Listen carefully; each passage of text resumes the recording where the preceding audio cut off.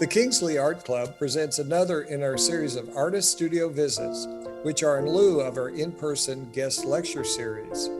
This visit, as well as our other arts programs, is made possible by the dues and contributions of the members of the Kingsley to further our mission of bringing arts and arts education to the community.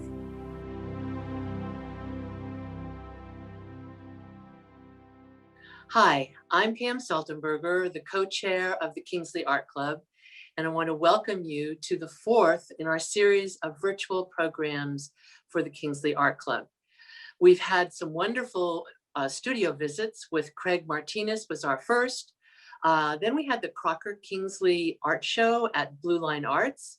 Julia Cousins was our last studio artist visit. And today we're going to visit Michaele LeCompte's studio. I know you'll be really excited to see this one. And I'd like to introduce you to our program chair and head guru, William Ishmael, who will introduce Michaele and the program for today. Thank you.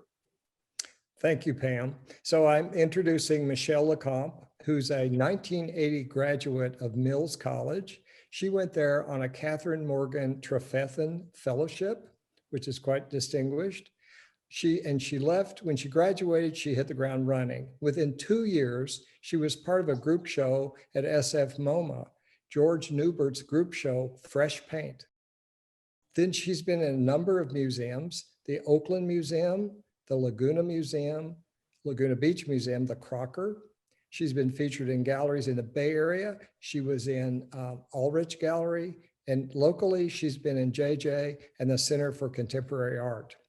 She's done some collaborations with her husband, Kendall LeCompte, metal sculptures for some healthcare facilities. And in addition to all of that, she's been an adjunct professor at Sac City College for 30 years, retiring in 2016.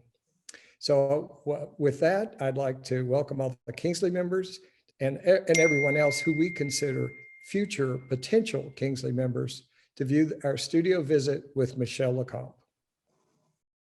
Michaele. William. Hey, Michaele. Hi. How are you? Good to see you, and thanks for having us over. Oh. Good to see you, and I can't wait to see what you're working on. Well, come in. Well, thank you. Come on in. Thank you. So nice to see you out here. And what are you working on?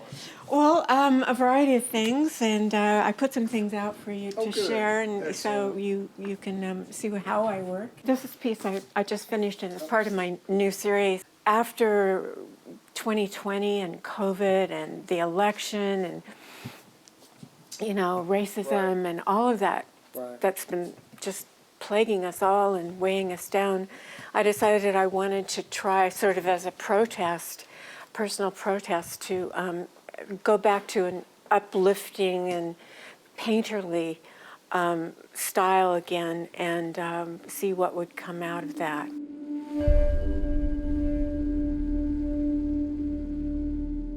But, there's always a relationship between beauty and tension. And if I don't have the tension, I don't want the beauty.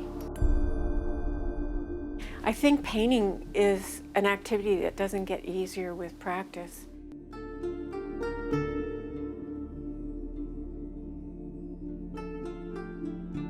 Every piece is like a new day, and my standards have risen, and I'm more critical of myself, where I used to be, oh, look, I made a pink, and now it's like it has to be tough, and it has to give me more and press the boundaries of where I have been with my painting. I've done figurative painting, and then I did circle paintings, and then the stripe paintings. And this stripe painting is one of the pieces from a pretty long series. I made these stripe paintings around 2006, and then onward up to 2011 probably. And they were born of grief. My best friend died. I met her in graduate school, and we were just so tight, and we had a wonderful friendship for over 20 years. But she died of breast cancer, and it was really traumatic for her and her husband and me, obviously everyone who loved her.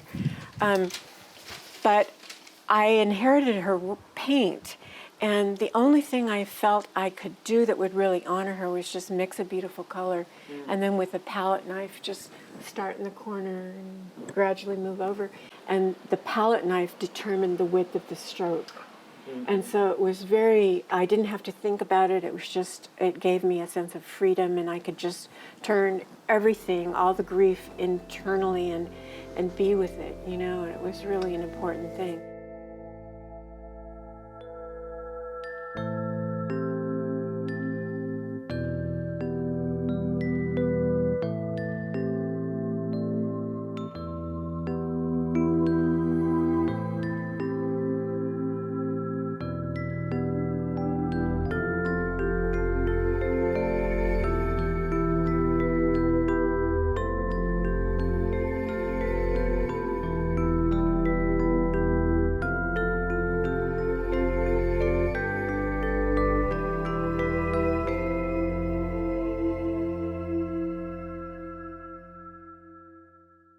My work overall is about pattern.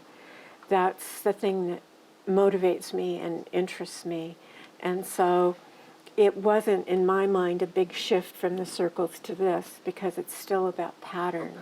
And then I went into another body of work that was pretty long. And that was inspired by my love of Indian miniature paintings.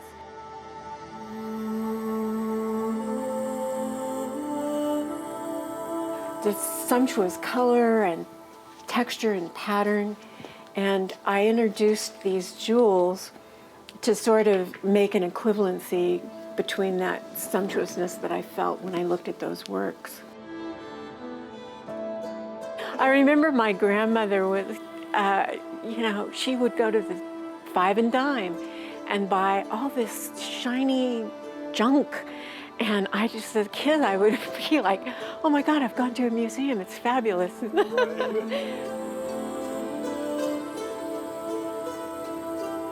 I ordered a bunch of jewels, and I had some from my grandmother, and I, you know, just started applying them, and it was so thrilling to do that. You know, I knew that I would be on the outer fringes. Like, a lot of people would look at this and think I'd finally gone overboard. But it worked for me, and you know, and from the stripe paintings, you can see that these divisions of this pictorial space is still there.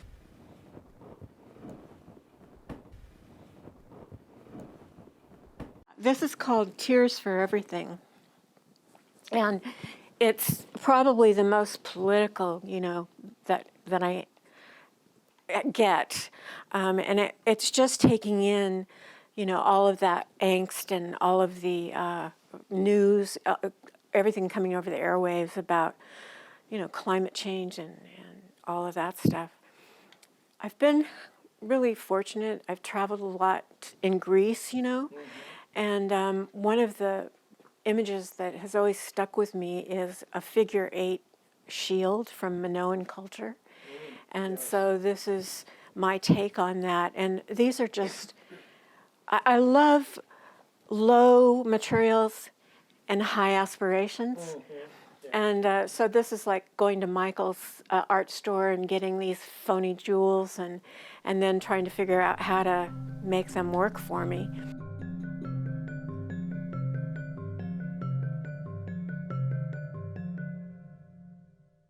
This is a painting I did in 2015, and it was sort of the precursor to the Indian miniature influence ones, but I'm very interested in, this is a painting that I did and then collaged on top of the painting. This is another painting within a painting, a piece I did. Here are the circles from the earlier period. But down here in the bottom, this is a kind of my focus on how we talk a lot and we're misunderstood. And so some of my paintings have this kind of babble reference of kind of automatic writing, and so that's kind of the where that is. The edge of that painting has a collage from a magazine on it, and my mother's name was Pearl, and so I have these layers that are personal references many times in my paintings. A friend of mine in Greece, his mother died, and she gave me, wanted me to have all of these doilies, and I knew I didn't really want to have the doilies in the paintings, but I put them down and then, made a stencil out of them. So again, that's a personal friend's relationship, and then these are the beads from my grandmother's piece.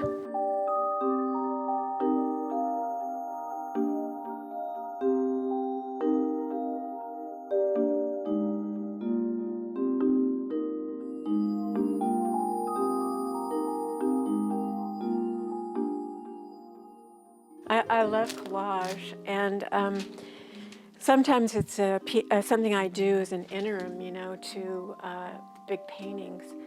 It's not a substitute in any way for painting. It's a thing in itself, and it's so enjoyable. It's like a mind tease, a puzzle, and you can throw in the most absurd combinations of things, and I feel totally at liberty to do that. And it's a way that I can sort of free associate, and I like to think of them like jazz improvisation, and they just come depending on what's at hand. And so because of the Indian miniature paintings, I was using a lot of silk from saris, and this is kind of left over from that, and decorative papers and whatnot. A lot of my own painting, I kind of cannibalize and reuse.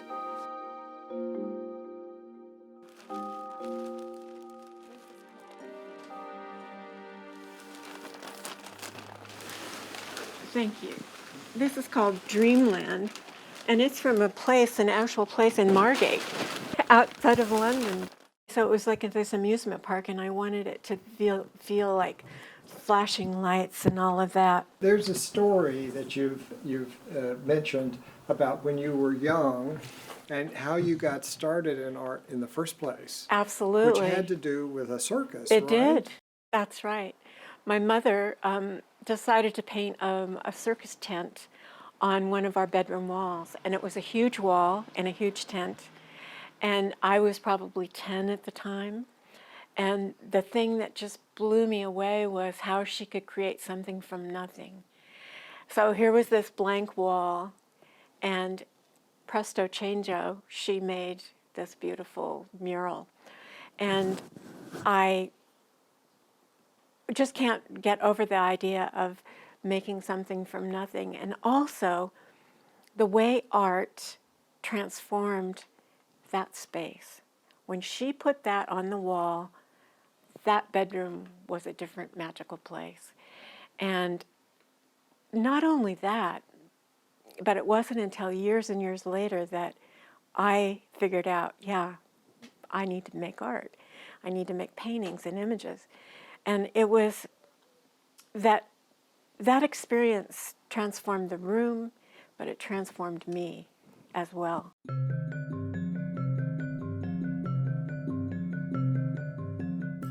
Ethnographic art is something that really has always been primary to my sense of inspiration. It's not about Renaissance space, and I love that, and it's just like, oh, how can I play that? Adding all that decorative pattern that I love against that flat space, against that over-the-top assemblage of jewels and silks.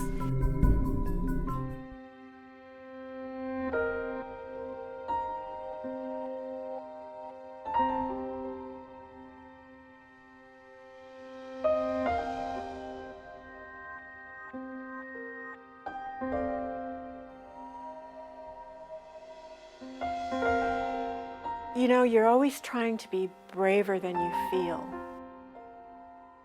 To act, you know, like, yeah, you know what you're doing, when really inside I'm going, oh my gosh, should I put that paint, that color there?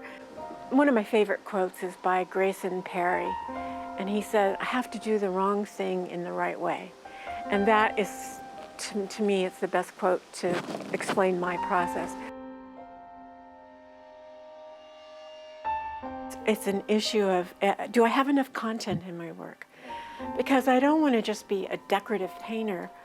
I put that in quotes because I love decorative art. It's just that, what is a painting for me, you know?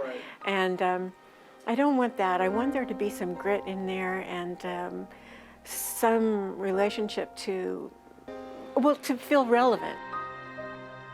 So right now I feel like I'm being very brave to be so upbeat in a time when we have good cause to be down. And so that's the edge I'm trying to walk on.